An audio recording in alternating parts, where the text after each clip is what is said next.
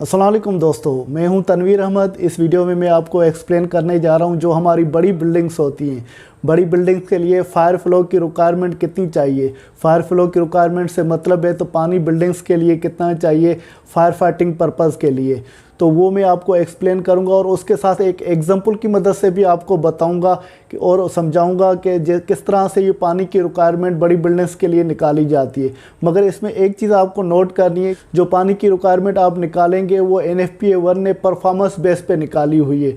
तो performance base का मतलब ये है, तो आपको मालूम नहीं है तो कौन सा फायर फाइटिंग का आप फ्यूचर में सिस्टम लगाने जा रहे हैं, वो हाइड्रेंट वाला सिस्टम लगाने जा रहे हैं, फायर स्प्रिंकलर सिस्टम लगाने जा रहे हैं या स्टैंड पाइप सिस्टम लगाने जा रहे हैं। कोई भी सिस्टम आपको फ्यूचर में लगाना है और उसके लिए आपकी पानी की रिक्वायरमेंट पहले ही आप मालूम कर लें या पहले ही आपको मालूम होनी चाहिए तो वो किस तरह निकाली जाती है।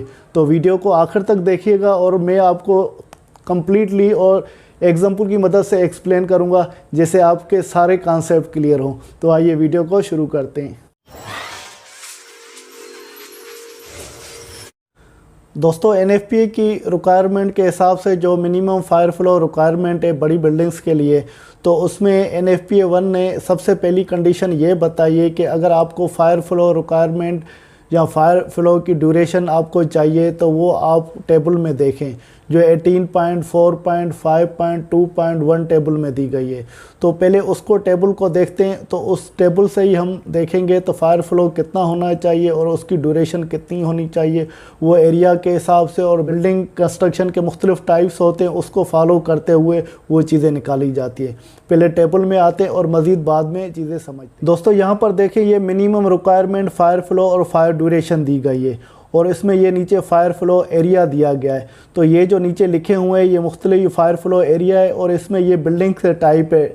टाइप 1 की बिल्डिंग है 443 और टाइप 1 की बिल्डिंग 332। ये 443 और 332 का मतलब है फायर रेटिंग। तो ये 4 घंटे के लिए फायर रेटिंग होगी, 3 घंटे के लिए होगी या 1 लिखा होगा तो 1 घंटे के लिए। मुख्तलिफ ये 1 से लेकर 5 तक जो बिल्डिंग के कंस्ट्रक्शन टाइप है तो उसमें रेटिंग दी गई है और ये मुख्तलिफ रेटिंग के हिसाब से ये एरिया दिया गया है जिसे हम फायर फ्लो एरिया कहलाता है। तो अक्सर आपको ये सवाल भी पूछा जाता है कि फायर फ्लो जो एरिया है तो उससे क्या मुराद है। फायर फ्लो एरिया वो एरिया होती है जो आपकी बाउंड्री वाल है, उसके बाउंड्री वाल के अंदर जो भी एरिया होगी तो वो फायर फ्लो एरिया होगी। मिसाल के तौर पर आपका जो प्लाट है वो 1000 गज़ का है और आप प्लाट के अंदर जो बिल्डिंग बनाने जा रहे हैं वो 500 गज़ की बिल्डिंग बनाने जा रहे हैं और वो मिसाल के तौर पे वो 3 फ्लोर की बिल्डिंग है। तो आप बाउंड्री वाल के अंदर जो भी एरिया होगी वो आप फायर फ्लो एरिया कंसीडर करेंगे। जो बिल्डिंग है मिसाल तौर 3 फ्लोर की बनाई, हर फ्लोर की आप एरिया भी लेंगे और जो बाउंड्री वाल है उसकी जो बकाया बिल्डिंग से हटकर जो एरिया है जो आपने पार्किंग के लिए रखी हुई है, गार्डन के लिए रखी हुई है या किसी और पर्पज़ के रखी हुई है, तो वो एरिया भी कंसीडर करेंगे और हर फ्लोर की एरिया करेंगे। ये टोटल एरिया आप करेंगे तो वो फायर फ्लो एरिया कहलाती है। मगर उसमें 3 कंडीशन थी जो ये टेबल में मैंने आपको ये दिखाया था। जैसे ये वाला टेबल है तो इसमें क्लास 1 443 और क्लास 1 332 और क्लास 2 था 222। तो ये जो तीनों इकट्ठे लिखे हुए हैं इनमें जो ये 3 टाइप की बिल्डिंग है कंस्ट्रक्शन की, उसमें तो वो 3 बड़े फ्लोर है, सिर्फ वो लेने हैं, उसकी ऐड करना है और सारे फ्लोर आपको कंसीडर नहीं करेंगे इस 3 कंडीशन में। और बाकी जो दूसरी कंडीशन है उसमें सारी जो आपको एरिया ऐड करनी है, उसमें बिल्डिंग के हर फ्लोर की एरिया भी लेनी है और सराउंडिंग एरिया जो बाउंड्री वाल के अंदर एरिया है वो भी ऐड करनी है।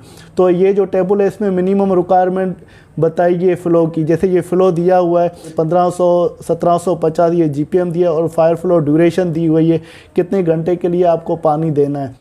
तो इस टेबल को फॉलो करते हुए किया जाता है। तो ये टेबल अगर आप समझ लेंगे तो आगे आपको काफ़ी आसानी होगी, क्योंकि कहीं भी आप नया प्रोजेक्ट बनाना जा रहे हैं या स्टार्ट करना जा रहे हैं तो उस सूरत में क्या होगा कि आपको पता नहीं जो हमारा प्लाट है या एरिया है तो उसमें कौन सा फायर फाइटिंग का सिस्टम लगाएंगे। तो मगर आपकी फायर फाइटिंग के लिए पानी की अरेंजमेंट करनी है तो उस सूरत में अगर आप इसको समझ जाएंगे तो एरिया के हिसाब से कितनी पानी की डिमांड है वो समझ जाएंगे। मगर इसका आगे एग्जांपल ज़रूर देखिएगा तो आपको बिल्कुल कॉन्सेप्ट क्लियर दोस्तों। और दूसरी कंडीशन ये बताई गई है, अगर आपकी बिल्डिंग में sprinkler system, automatic sprinkler system लगे हुए हैं तो NFPA ने ये बताया कि वो 75% आप उसमें रिडक्शन कर सकते हैं फायर फ्लो में और उसमें जो रिडक्शन करेंगे तो वो 1000 GPM से कम नहीं होनी चाहिए। फॉर एग्ज़ाम्पल किसी भी एरिया के हिसाब से आपने फायर फ्लो जो टेबल को देख कर निकाली है, तो उसमें 75% आप रिडक्शन कर सकते हैं, और जो पानी कम होगा तो कम से कम भी आपको 1000 GPM रखना है, तो उससे कम आपको वाटर नहीं रखना है। और उसके अलावा ये तीसरा पॉइंट ये बताया कि जो फायर फ्लो रिक्वायरमेंट निकालनी है, तो फायर फ्लो रिक्वायरमेंट में जो बिल्डिंग है उसमें ऑटोमेटिक स्प्रिंकलर लगे हुए हैं, और स्प्रिंकलर सारे लगे हुए हैं हर जगह पे, और वो क्विक रेस्पॉन्स टाइप के स्प्रिंकलर लगे हुए हैं। उस सूरत में भी आप 75% रिडक्शन कर सकते हैं फायर फ्लो की, और मगर उसमें कम से कम जो फ्लो की रिक्वायरमेंट है 600 GPM से आपको कम नहीं रखनी, ये तीसरी कंडीशन है। और चौथा पॉइंट ये बताए कि जो फायर फ्लो रिक्वायरमेंट आपको बिल्डिंग्स के लिए निकालनी है, और बिल्डिंग की जो मैक्सिमम फायर फ्लो आपको निकालनी है वो 2000 GPM तक निकालनी है, अगर आपकी बिल्डिंग में स्प्रिंकलर सिस्टम लगे हुए हैं। अगर स्प्रिंकलर सिस्टम नहीं लगे हुए हैं तो फिर आप जो भी फायर फ्लो की रिक्वायरमेंट है वो निकाल सकते हैं, मगर आपकी बिल्डिंग जो वहाँ पर बनी हुई है और उसमें ऑटोमेटिक स्प्रिंकलर लगे हुए हैं, तो आपको जो फायर फ्लो की रिक्वायरमेंट जो देनी है मैक्सिमम वो 2000 GPM तक देनी है। वो 2000 GPM तक देनी है और 2 घंटे तक देनी है, उससे ज़्यादा नहीं देनी। जो फायर फ्लो की रिक्वायरमेंट होगी वो 2 घंटे तक देंगी, और फायर फ्लो जो मैक्सिमम होगा वो 2000 GPM तक होना चाहिए। दोस्तों यहाँ पर हम एग्जाम्पल की मदद से इसको समझेंगे, जो मैंने आपको 4 पॉइंट्स बताए। तो यहाँ पर ये एग्जाम्पल आप देखें तो उसमें ये बताया गया है कि फायर फ्लो रिक्वायरमेंट जो बिल्डिंग की है, और बिल्डिंग हमारी टाइप 2 की है और 0 फायर रेटिंग है, तो इसकी फायर रेटिंग कुछ भी नहीं है, और टाइप 2 की बिल्डिंग है, वो कंस्ट्रक्शन टाइप की बिल्डिंग है। और फायर फ्लो एरिया जो है हमारा जो टोटल एरिया वहाँ पर बन रहा है वो 26,000 स्क्वायर फुट बन रहा है। तो उस सूरत में वहाँ पर स्टैंडर्ड रेस्पॉन्स स्प्रिंकलर भी लगे हुए हैं, तो वो NFPA 13 के हिसाब से लगे हुए हैं। तो अभी हमें बताएं कि फायर फ्लो की रिक्वायरमेंट कितनी होगी, वो हम किस तरह से निकालें।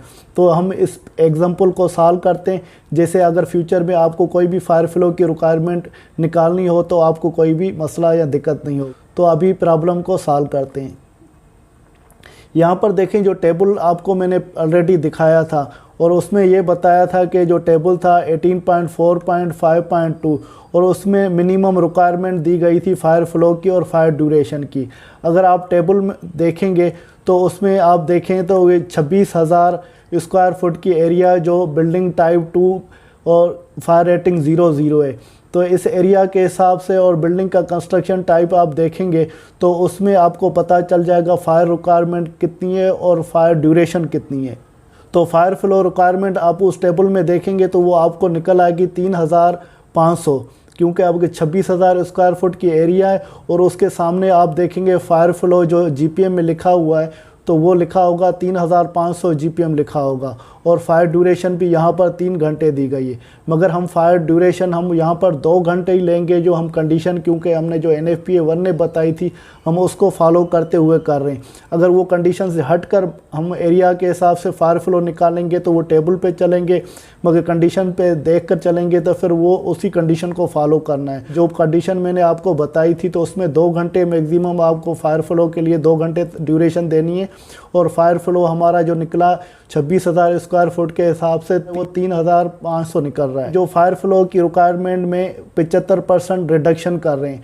क्यों कर रहे हैं, तो मैंने पॉइंट था 2 और 3 तो बताया था कि तो 3,500 जो फायर फ्लो निकला उसको 75% से मल्टीप्लाई करेंगे तो फायर फ्लो क्रेडिट कहलाता है। जैसे हमने इसको मल्टीप्लाई किया तो हमारा जो फायर फ्लो क्रेडिट आया 2,625 GPM, जबकि हमें मालूम है तो हमारा जो टोटल फायर फ्लो है 3,500 GPM है। तो ये जो हमारा फायर फ्लो क्रेडिट है, जब 75% जो हमने फ्लो माइनस किया तो वो वाला फ्लो है 3,500 से 2,625 को हम माइनस करेंगे। जो यहाँ पर फायर फ्लो की रिक्वायरमेंट आ गई 875 GPM आ गया, तो ये 875 GPM आ गया।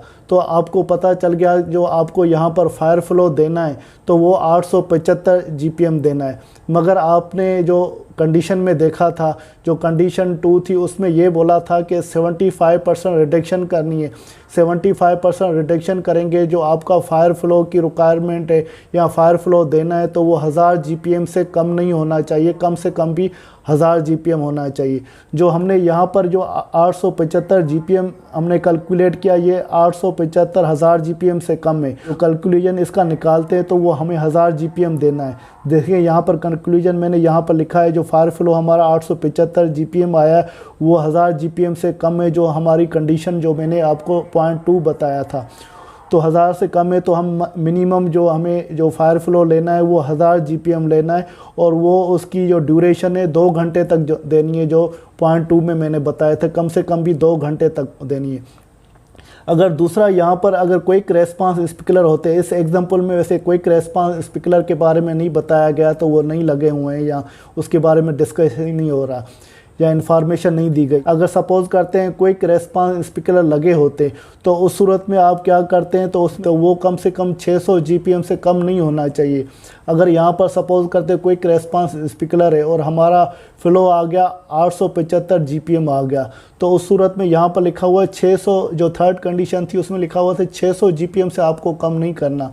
तो ये 875 जीपीएम आ गया है, तो उस सूरत में आपको 875 जीपीएम लेना चाहिए, क्योंकि 600 से वो ज़्यादा है तो 875 जीपीएम लेना चाहिए।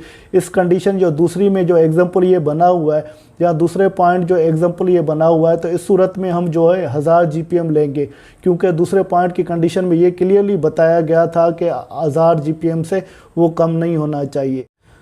और उसके अलावा NFPA 1 ने एक और चीज़ बताई है जो फायर फ्लो डिमांड के बारे में। जो फायर फ्लो रिक्वायरमेंट आप बिल्डिंग्स की निकाल रहे हैं उसमें स्पीकर भी लगे हुए हैं। तो अगर स्पीकर लगे हुए हैं जो NFPA 13 के हिसाब से आप कैलकुलेशन करते हैं, तो कैलकुलेशन करके स्पीकर की वाटर की डिमांड आपको मालूम हो गई, और जो आपने फायर फ्लो की रिक्वायरमेंट एरिया के हिसाब से निकाली, तो इन दोनों में से आप कौन सी करेंगे या दोनों को आप ऐड करेंगे। तो उसमें ये क्लियरली NFPA ने बताया है कि जो इन दोनों में से ज़्यादा होगी वो कंसीडर करेंगे, ना कि दोनों को ऐड करेंगे। इसका मतलब ये फायर फ्लो रिक्वायरमेंट ने आपने एक कैलकुलेशन कर दी तो वो एक फायर फ्लो रिक्वायरमेंट का पानी का फ़्लो निकल आया, और दूसरा आपने स्प्रिंकलर की सिस्टम की कैलकुलेशन कर दी, तो इन दोनों को आपस में ऐड नहीं करेंगे, और इन दोनों में से जो वाटर की डिमांड या फायर फ्लो ज़्यादा होगा, या ये स्प्रिंकलर का पानी की डिमांड या फायर फ्लो ज़्यादा होगा या फायर फ्लो रिक्वायरमेंट ज़्यादा होगी, तो वो आपको कंडीशन लेनी है। तो हमेशा फायर फ्लो की रिक्वायरमेंट ज़्यादा होती है तो वो ही लिया जाता है, और दोनों को आपस में ऐड नहीं करना। दोस्तों, उम्मीद है कि ये मेरी वीडियो आपको पसंद आई होगी और आपके काफ़ी बेसिक कॉन्सेप्ट जो NFPA 1 फायर फ्लो रिक्वायरमेंट के बारे में थे वो क्लियर हो गए होंगे। अगर आपको वीडियो पसंद आई है तो वीडियो को ज़रूर लाइक कीजिएगा। अगर चैनल आपने सब्सक्राइब नहीं किया तो चैनल को ज़रूर सब्सक्राइब कीजिएगा, जिससे आपके साथ ये मालूमाती वीडियो शेयर करता रहूँ। इसके साथ तनवीर अहमद को इजाज़त दीजिए, अगली वीडियो तक अल्लाह हाफिज़।